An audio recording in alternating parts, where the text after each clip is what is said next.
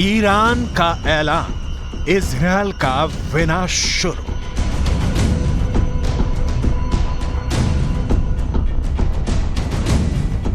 Gaza में भयंकर नरसंहार का बदला अब ईरान लेगा।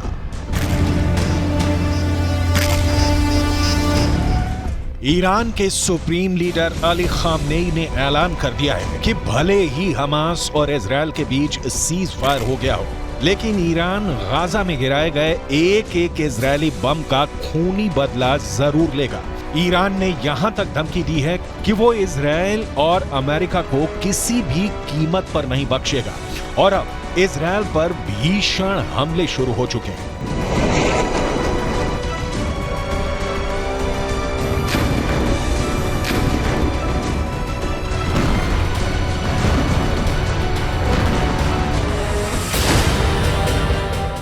गाजा में एक एक बम का बदला लेगा ईरान। हम आपको आगे बताएंगे कि ईरान इजरायल पर किस तरह से घातक हमले शुरू कर रहा है और अभी ईरान हिजबुल्लाह हूथी के लड़ाकों के साथ मिलकर इजरायल पर किस तरह से हमले तेज कर रहा है। लेकिन उससे पहले ये जान लीजिए कि इजरायली सेना ने सीज फायर के दौरान पिछले 48 घंटे में गाजा और वेस्ट बैंक में कितनी भीषण तबाही मचाई है और हमास को कितना बड़ा नुकसान हुआ है।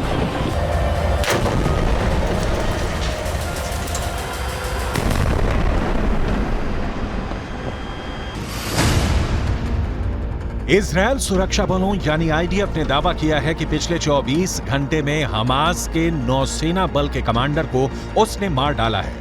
Commander Umar Abu Jallah Hamas की नौसेना बल में एक सीनियर कमांडर था। कमांडर उमर अबू जल्लाह को इजरायली सेना ने हवाई हमले में मारा है। अब तक हमास के 70 से ज्यादा कमांडर मारे जा चुके हैं। कमांडर उमर अबू जल्लाह से पहले दक्षिणी खान यूनुस बटालियन के कमांडर बिलाल अल कीदरा मारा गया था, जबकि उससे पहले कमांडर अयमन नोफेल और मेजर जनरल जियाद मोहिसेन भी मारे जा चुके हैं। जबकि हमास कमांडर मुराद अबू मुराद, अली कादी और मोहम्मद कटमश को भी आईडीएफ मार चुकी है।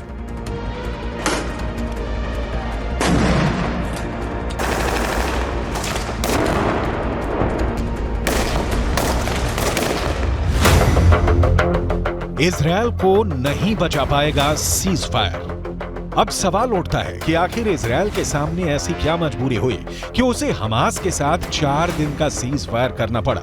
ईरानी सेना के दावों के मुताबिक गाजा सिटी में इजरायली सेना को भी भारी नुकसान हुआ है। ईरान का यहां तक दावा है कि भले इजरायल अपने 70 सैनिकों के मरने का दावा करे, लेकिन हकीकत में इजरायल के 10 से 20 गुना सैनिक गाजा सिटी में सीधी जंग में मारे जा चुके हैं। इसीलिए ईरान के सुप्रीम लीडर अली खामनेई 4 दिन के सीज फायर शुरू होने के साथ ही ऐलान कर दिया था कि गाजा में गिराए गए एक एक इजरायली बम का बदला लिया जाएगा। इसी को लेकर ईरान की राजधानी तेहरान में ईरान सैनिक और लड़ाकों ने जबरदस्त प्रदर्शन किया है, जिसमें इजरायल को नक्शे से मिटाने की कस्में खाई गई हैं। तेहरान में हुए प्रदर्शन की तस्वीरों में साफ देखा जा सकता है कि जबरदस्त नारों के बीच इजरायल को मिटाने की कस्में खाई जा रही हैं।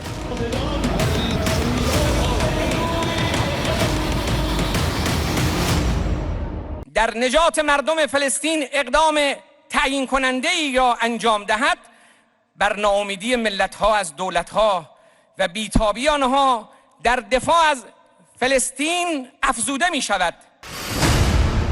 ईरान का ऐलान, इजरायल का विनाश शुरू। पश्चिमी मीडिया के मुताबिक नेतन्याहू के लाख चेतावनी देने के बावजूद ईरान बंकरों में छिपे अपने घातक हथियारों से इजरायल पर बड़े हमले की तैयारी कर चुका है। एक अनुमान के मुताबिक इजरायल पर हमला करने के लिए ईरान ने शाहिद सीरीज के आत्मघाती ड्रोन तैयार कर चुका है। इसके अलावा मुहाजिर 10, अराश 2 ड्रोन भी ईरान के बेहद घातक हथियार हैं, जो इजरायली शहरों को तबाह कर सकते हैं।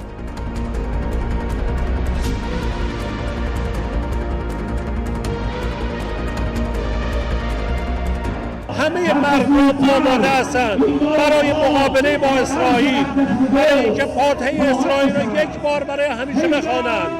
امیدواریم برایشون عبرتی باشه، دست از شرارت ها برداره. हमास का साथ ईरान और हिजबुल्लाह जबरदस्त तरीके से दे रहे हैं। इजरायल भी जानता है कि ईरान के 5.75 लाख सैनिकों से जंग करना जरा भी आसान नहीं है। इजरायल के पास सिर्फ 1.73 लाख सैनिक हैं।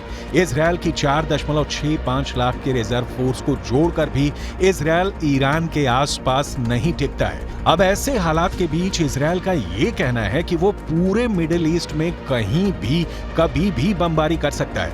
ये दावा वाकई हैरान करने वाला है। כך חנה קציר היקרה, ששבה היום הביתה, לאחר שארגוני הטרור טענו שהרגו אותה לפני מספר ימים. לכן, יש להסתמך על דיווחים של גורמים רשמיים בלבד. בעזה, בשעות הבוקר, כוחות צה"ל נערכו בקווי ההפוגה בשטח רצועת עזה.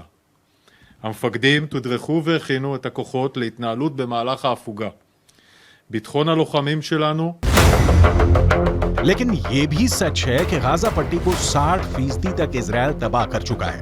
इधर 1.5 महीने से ज्यादा की जंग में लगभग 15,000 से ज्यादा लोग गाजा में मारे जा चुके हैं। लगभग 3,000 लोग अभी भी कब्रिस्तान बन चुके उत्तरी गाजा की इमारतों में दफन हैं। लगभग 50 दिन की जंग में इजरायली वायुसेना ने 35,000 से ज्यादा बम उत्तरी गाजा, दक्षिणी गाजा और वेस्ट बैंक पर बरसाए हैं। 70 से ज्यादा हमास के कमांडर मारे जा चुके हैं। इजरायली फोर्स ने हमास के इस्लामिक जिहाद परिषद के मुख्यालय, कमांड सेंटर, सैन्य परिसर, दर्जनों launcher pad, anti tank post और वॉच टावर को मलबे में बदल दिया। इस दौरान फिलिस्तीनी इस्लामिक जिहाद आतंकवादी संगठन के सैन्य मुख्यालय को भी नष्ट कर दिया गया। इसके अलावा आईडीएफ ने हमास के कई बुनियादी ढांचे को भी बर्बाद कर दिया। इधर हमास के टॉप कमांडर इस्माइल हानिया ईरान के साथ मिलकर इजरायल से लंबे युद्ध की जबरदस्त तैयारी कर रहे हैं। जरा इन तस्वीरों को देखिए। हमास के नेता और टॉप कमांडर इस्माइल हानिया ईरान के विदेश मंत्री हुसैन अमीर अब्दुल्लाहियान के बीच एक जबरदस्त मीटिंग हो चुकी है। दावा किया जा रहा है कि कतर की राजधानी दोहा में हुई इस मीटिंग में ईरान ने हमास की लीडरशिप को साफ कर दिया है कि ईरान इजरायल के खिलाफ जंग में उतर चुका है। अब ईरान की बेतहाशा सैन्य ताकत हमास की ताकत बन गई है। यानी गाजा में इजरायल को सिर्फ हमास से नहीं बल्कि ईरान की सेना, लेबनान के हिजबुल्लाह लड़ाकों और हमास के सुरंग जिहादियों से जंग करनी पड़ेगी।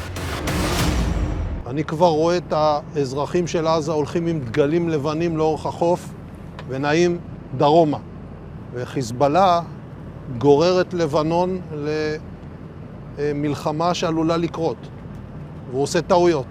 אם הוא יעשה טעויות מהסוג הזה כאן, गाजा में एक एक बम का बदला लेगा ईरान।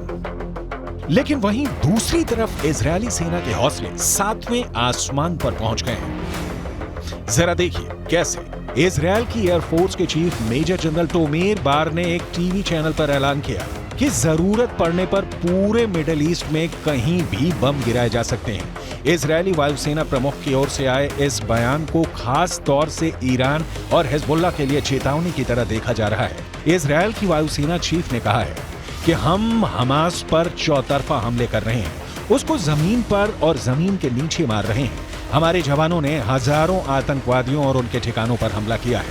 हमने हमास को खत्म करने की कसम खाई है और हम उनको चुन चुन कर खत्म करेंगे। हमास के किसी भी ठिकाने और मददगार को नहीं छोड़ा जाएगा। इजरायल की वायुसेना पूरे मध्य पूर्व में जहां भी जरूरत होगी वहां कार्रवाई के लिए पूरी तरह से तैयार है।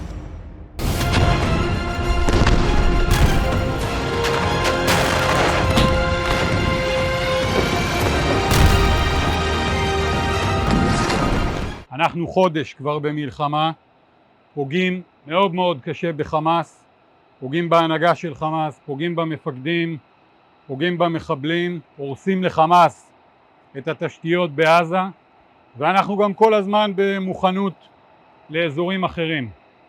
הבסיס הזה יודע להגיע. हमास की मौजूदा सैन्य क्षमता को देखें तो उसके पास ज्यादातर ईरान के दिए हथियार हैं। इजरायल पर मौजूदा हमले में फज्र 3 और फज्र 5 रॉकेट का इस्तेमाल किया जा रहा है। ये दोनों ही सतह से सतह पर मार करने वाली मिसाइलें हैं। इनमें से फज्र 3 43 किलोमीटर तक वार कर सकती है, जबकि फज्र 5 75 किलोमीटर तक तबाही मचाती है। ईरान से हमास को छोटी दूरी तक मार करने वाले रॉकेटों का जखीरा भी मिला है। इसके अलावा हमास हथगोलों और विस्फोटकों का जमकर इस्तेमाल कर रहा है। आरपीजी से सबसे ज्यादा हमले सुरंगों से हमास इजरायली सेना पर कर रहा है। विस्फोटक बेल्ट का भी इस्तेमाल हमास के लड़ाके आईडीएफ के खिलाफ जमकर कर रहे हैं, जबकि एंटी टैंक मिसाइलें हमास का अचूक हथियार इस वक्त साबित हो रही हैं। कुल मिलाकर ईरान गाजा में इजरायल से खूनी बदले लेना शुरू कर चुका है।